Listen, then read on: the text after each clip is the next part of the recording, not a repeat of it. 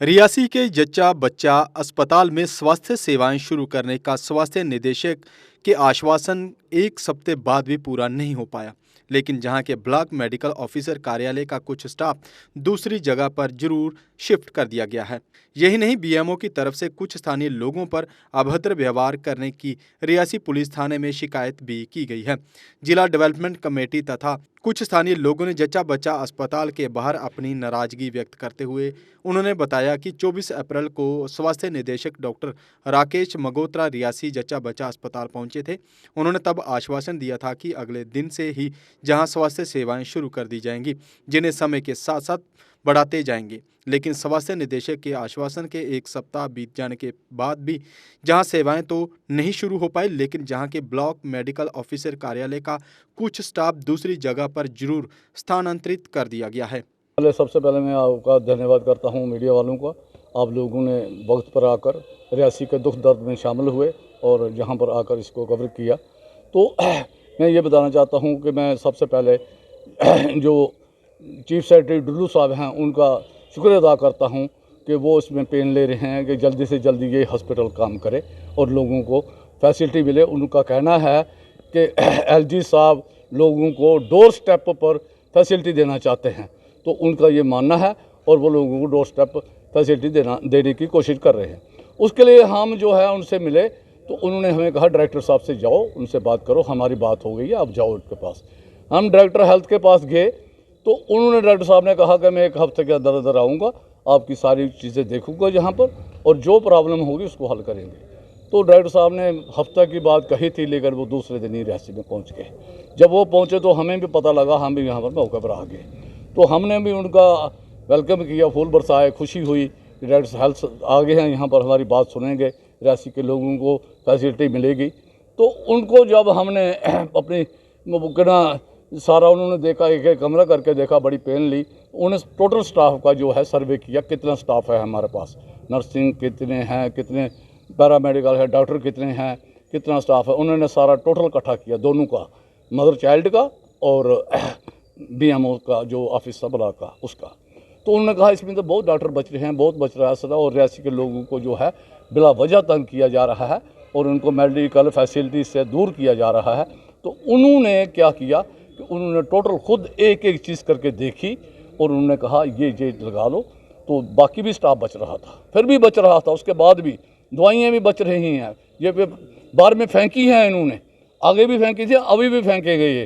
तो उन्होंने वो अच्छी तरह से देखी, तो उन्होंने सबको सब कर दिया और उन्होंने यहाँ पर कहा कि ये हॉस्पिटल जो है कल से 24/7 चलेगा और पूरी फैसिलिटी मिलेगी आप लोगों को। ऑपरेशन अभी नहीं हो सकेंगे जब तक ये थिएटर नहीं कंप्लीट होता, ये बाकी फैसिलिटी या बाकी डॉक्टर और नहीं आते। तो हम यहाँ पर आपको डेंटल की सर्विस भी देंगे और एक्सरा मशीन भी लगाएंगे। बाकी लेबॉर्ट्री के लिए भी उन्होंने कहा कि लेबॉर्ट्री भी बन जाएगी। तो उसके लिए उन्होंने सुपरिटेंडेंट को जो है नोडल अफसर किस्म का इंचार्ज हॉस्पिटल का बना दिया। तो उसके बाद क्या हुआ कि हमें बड़ी खुशी हुई, बहुत खुशी होती है, अपने रियासी के लोग हैं ये, इनको फैसिलिटी मिले। हम भी रियासी में भी हैं, हम नई बस्ती में मकान बनाए, हमें हॉस्पिटल वो और ये बराबर ही है। लेकिन पुराने लोग हैं रियासी में, इतनी आबादी है, घनी आबादी है, कल को कोई किसी को बीमार हो जाए, उल्टी लैटरिन किसी को आ जाए, किसी को बीमारी लग जाए, रात को हॉस्पिटल वहाँ पहुँच नहीं सकेगा, तो इसको इमरजेंसी यहाँ मिल सकती थी। तो उन्होंने क्या किया कि बड़ी खुशी हुई हमें। तो लेकिन उसके बाद क्या हुआ, दूसरे दिन तीसरे दिन जो और बीएमओ साहब आई, बड़ी अच्छी थी हमारे साथ डीलिंग उनकी। हमने 2-2.5 महीने हुए उनसे मिले हुए, कभी मिली नहीं है वो, लेकिन हमने उनसे मिले नहीं है कभी भी। तो उन्होंने यहाँ से सीएमओ साहब से क्या खिचड़ी बनाई आपस में। सीएमओ साहब ये भी कह रहे हैं कि मैं सीनियर था, मुझे नहीं बना डायरेक्टर, ये वो आपस में उनकी बात है, हमारा क्या है इसमें लेना देना, कुछ नहीं है। तो उन्होंने हमें जो है क्या किया कि इधर से ये हॉस्पिटल को शिफ्ट करने की चाल बना दी। तो हमें क्या था, करें ये शिफ्ट, हमारा जो हमारा वाला दें, हमें उसके साथ तल्लुक कोई नहीं। तो मैडम के दिमाग में पता नहीं क्या सोचा कि ये लोग मुखालफत करेंगे या क्या है, हमें इसके बारे में सोच नहीं थी। तो उन्होंने हमारे खिलाफ एक पुलिस स्टेशन में एक रिपोर्ट दर्ज करवा दी कि ये लोग मुझे थ्रेट देते हैं, ये वो। कभी गए ही नहीं, हम आए नहीं उसके पास, कभी मिले ही नहीं। तो एक दफ़ा पहले मिले थे, बड़ी अच्छी बात हुई, उन्होंने चाय शाय पिलाई, सबको बड़ी खुशी थी, बहुत कह रही थी कि आप लोग बड़े अच्छे हो, ये वो है। तो ऐसी कोई बात नहीं थी। तो फिर उन्होंने जब किया तो मुझे हैरानगी हो गई कि एक इतनी बड़ी अच्छी लेडी, और ये उसके दिमाग में कैसे आया ये चीज़ कि झूठ, इतना बड़ा झूठ, अनर्थ। आज आप देख रहे हैं कितने भूचाल आ रहे हैं, कितनी। तकरीबन एक हफ़्ता पहले यहाँ डायरेक्टर हेल्थ सर्विसेज जो रियासी आए थे, मैं उस दिन यहाँ था नहीं क्योंकि इलेक्शन के टूर पे था मैं।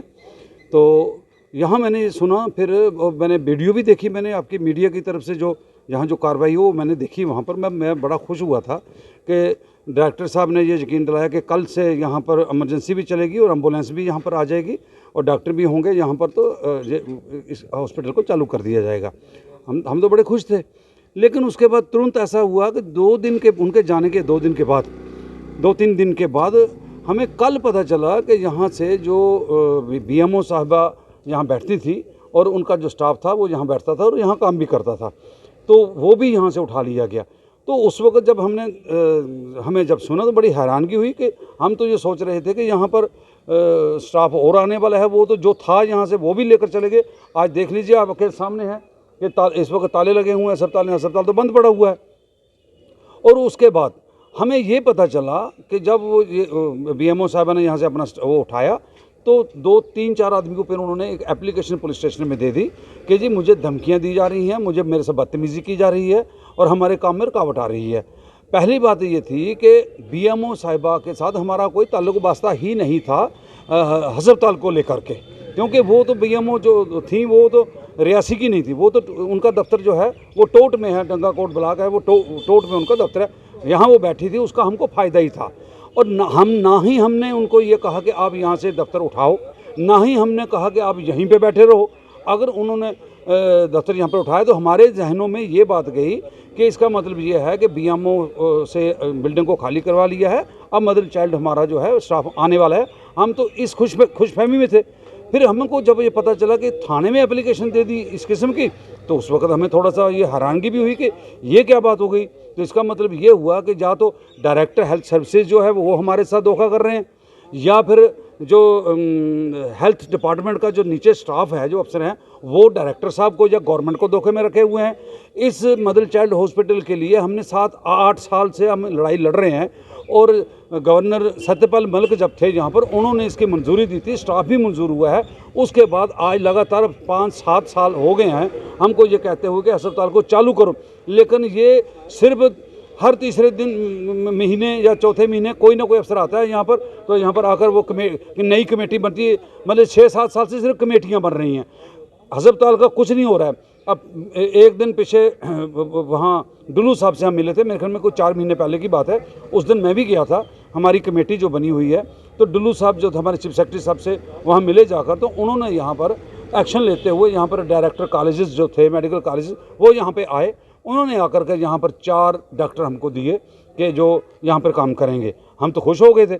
उसके बाद फिर अब जब देखा कि डॉक्टर तो यहाँ पर आए ना, यहाँ पर दवाई है, पट्टी करने के लिए यहाँ पर वो पट्टियाँ नहीं है, वो क्या कहते हैं इसको, ब्लड प्रेशर देखने के लिए कुछ नहीं, ग्लूकोज कुछ के लिए कुछ नहीं। यहाँ पर मतलब एक ब्राई नाम में ऐसे ही वो चला है, सिर्फ एक खूबसूरत सा बोर्ड यहाँ पर लगा हुआ है जिससे लगता है कि ये मदर चाइल्ड हॉस्पिटल है, लेकिन ये मैं कहता हूँ किसी एक सब सेंटर से भी बदतर इसकी हालत है। यहाँ 50,000 लोग जो हैं इस अस्पताल पे डिपेंड करते हैं, लेकिन सरकार की तरफ से सिर्फ फ्रॉड किया जा रहा था, या फिर सरकार को लोकल एडमिनिस्ट्रेशन के कुछ अफसर जो हैं वो मिसगाइड करके उनको गुमराह कर रहे थे। उसके बाद फिर अब थोड़े दिन हो गए, मैं तो इसमें इलेक्शन में फंसा हुआ था, तो यहाँ हमें डॉक्टर सुखदेव जी की क़यादत में यहाँ पर जो हमारी रियासी डेवलपमेंट अथॉरिटी जो बनी हुई है वो वहाँ उनको मिले हैं। उनके जाने के बाद फिर डायरेक्टर हेल्थ सर्विसेज यहाँ पर आए, उन्होंने आकर ये कार्रवाई जो शुरू की, तो मैंने डॉक्टर सुखदेव जी को मुबारक भी दी कि हम अब कुछ हमें बनता हुआ नज़र आ रहा है। लेकिन अफसोस इस बात का है कि बजाय इसके कि हम अफसरों की सपोर्ट कर रहे हैं कि भाई आप इसको खोल। साई ओम पावर सिस्टम लाए हैं एक्साइड नियो ई रिक्शा, अब नए रूप व स्टाइल में, वो भी पहले से अधिक दमदार।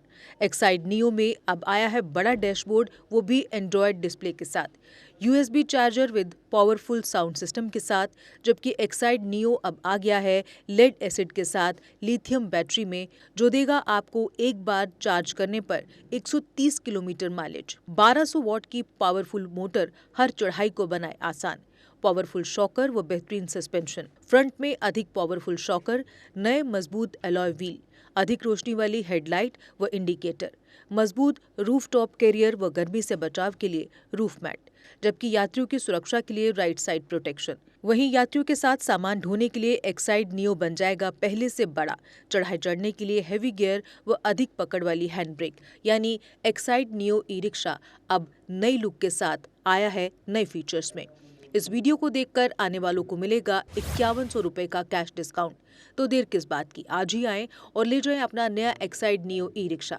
हमारा पता है Sai Om power system, last matador stand, Anand Nagar, Bohri, Jammu.